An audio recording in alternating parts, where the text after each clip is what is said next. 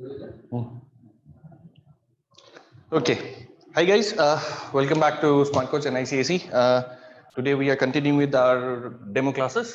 Today we are going to talk about a common topic that I have taken this topic for many students and all, and you'll find a recorded video for that topic as well. But since it becomes an important questions for UPSC aspect, so it is very necessary to learn this. We are going to learn today is linear sitting arrangement. That is linear sitting arrangement. What we are going to learn today is linear sitting arrangement.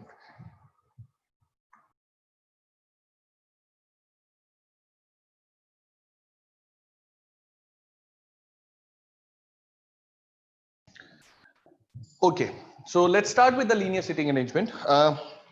See, first thing first, I'll tell you this before we start with why did I took a linear sitting arrangement today. In yesterday's demo class, we have talked about data interpretation. We have talked about mathematical aspect, how to do, what not to do. Today, I thought that let's talk about a reasoning aspect as well. So when you're talking about the reasoning aspect, there is a few things that you need to learn before you do something or the other. First thing first, reasoning. When it says reasoning, what do you mean by how was the word? What was the word used for? Reasoning means what? Reason.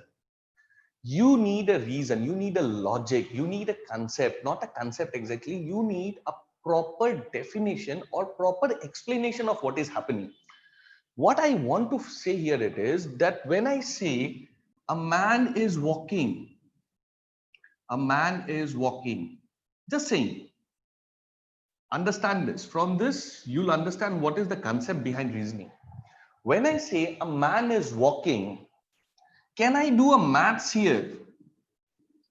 Can I do a maths here? No, absolutely not. I cannot do a maths here. Why? Because in order to do a maths, you need what? You need variables, you need values, you need the speed, you need something. What will you do if you not do this? I'm just saying a statement is there, an English statement is there. Statement says a man is walking. Now imagine this. Okay, now man is walking. Try to visualize. If you visualize that a man is walking, what I am seeing is that a fit guy, okay, a fairly good guy, a fit who's like a 6 feet tall guy, he's walking very decently in a formal clothes. Does that justify that this is correct? Yes, obviously. That is my imagination.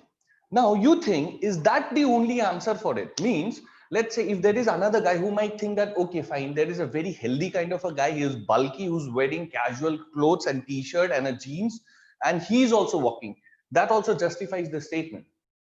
So is the first statement wrong that I have imagined there is a guy who's wearing formals who's walking, and the second statement who's thinking that okay there is a healthy guy who's wearing casuals he's walking?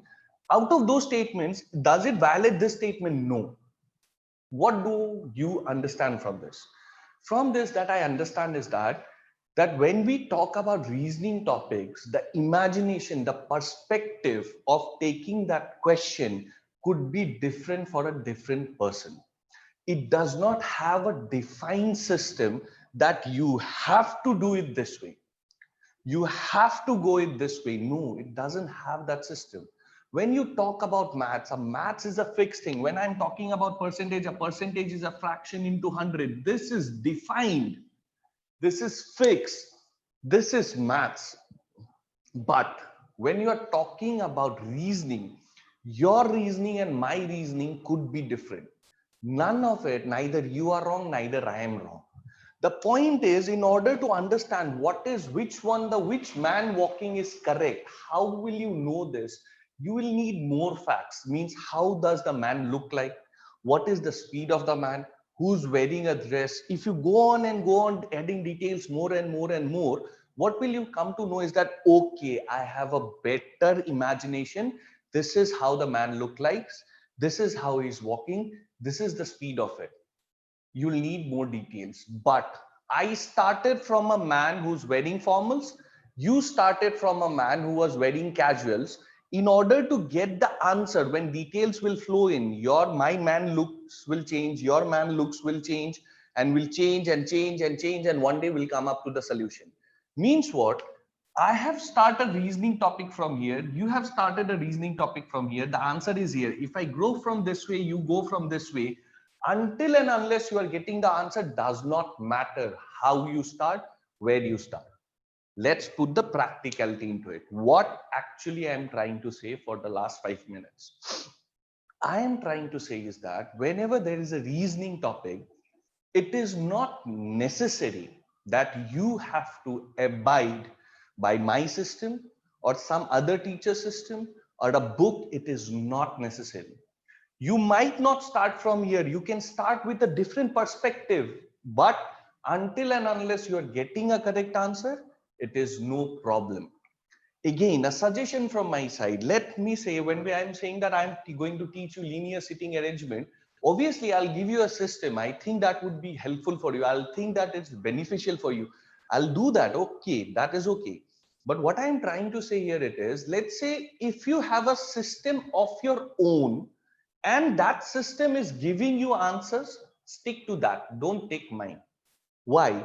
People are always confident of their own systems than adapting to someone else, right? So my suggestion to you is first is that when a reasoning topic comes in, read it, try to understand whatever your mind is giving you a perspective, try to take out in a paper and try to find a solution. If you're finding a solution, no problem. If you're not able to, then you pick up someone's method. And if I'm doing a method which completely is different than a book or another teacher, doesn't matter. Neither the book is wrong, neither that teacher is wrong. I'll not say neither I am wrong. The system of reasoning is that you can start with any perspective, but there where a class comes in handy. Why I'm teaching you then, if you can do it from any way, I'm teaching you so that when you take, see, for example, let's say you are here and you want to travel here. Got it? You are here, you want to travel here. You can go like this and roam whole of the country and reach here, or you can go straight and reach here. That's it. The efficiency, the productivity. Why I'm teaching you the class that see this will help you to get your answers better. That's how we will do that reasoning part. That is the only thing you have to remember. Not necessary with linear sitting arrangement, could be any topic. Reasoning, if you are strong and quick in your system, do not change the system. Stick to that. If you're not quick and you're not getting the answer, then adapt the system which is comfortable to you. Not necessary mine, could be anything. That is the first concept of reasoning. Now, let's start with the topic that we have in hand. That is, we are going to talk about is linear sitting arrangement. Now, when we are talking about linear sitting arrangement, remember this, there is something called a view. There is something called a view. View as in, when I say that, let's say Ravi is left of Shyam. There is a question, just a line. It says, Ravi is left of Shyam. Ravi will be here. Shyam will be here. Ravi is to the left, right? This makes sense, correct? But there are few words, the words as in photo, words as in mirror, and the direction, that is south. If you see these kind of words, photo, mirror, south, not east, west, north, no, only south. If you hear this thing, what happens? This left will become right. So in that case, Shyam will come here, Ravi will go towards the right. Ravi will go towards the right, although the question is saying it is left. That means what? If these three words are there, if it says left, draw towards the right. If it says right, draw towards the left. If these words are missing, then left means left, right means right. I'm just telling you this. We elaborate on this a lot, but let's say we don't have time here in this class. We have a restriction of a time. So I'm just telling you that in short. Okay. Now I'll show you an approach of doing linear sitting arrangement. Remember this, we'll talk about this. How to approach a linear sitting arrangement. First thing, let's draw the key points. First, choose the first point. Secondly, choose the line of draw. 3, maximum zone.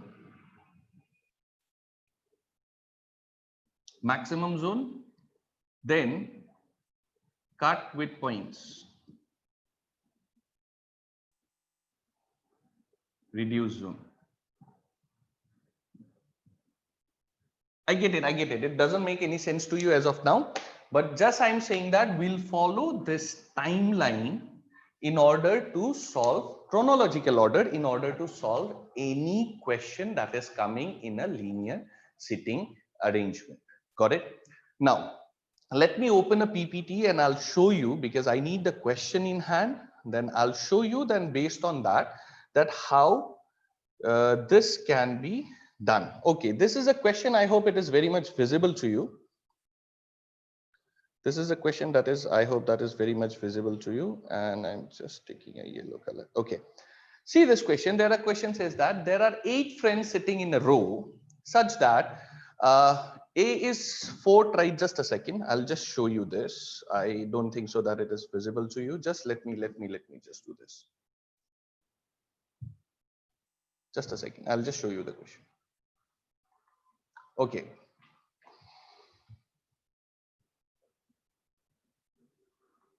Okay. I hope you can see the question now. The question says that there are 8 friends sitting in a row such that A is 4th left of E, H is 4th left of D, C and F are not at extreme points, H is next left of B, A is left of A, and A is next left of B. There are 5 points given to draw the sitting arrangement. I'll show you how it is done. Now, coming back to my chronological order, what is the first order that has been we have discussed is the first point. Now let me discuss you what is the first point of this.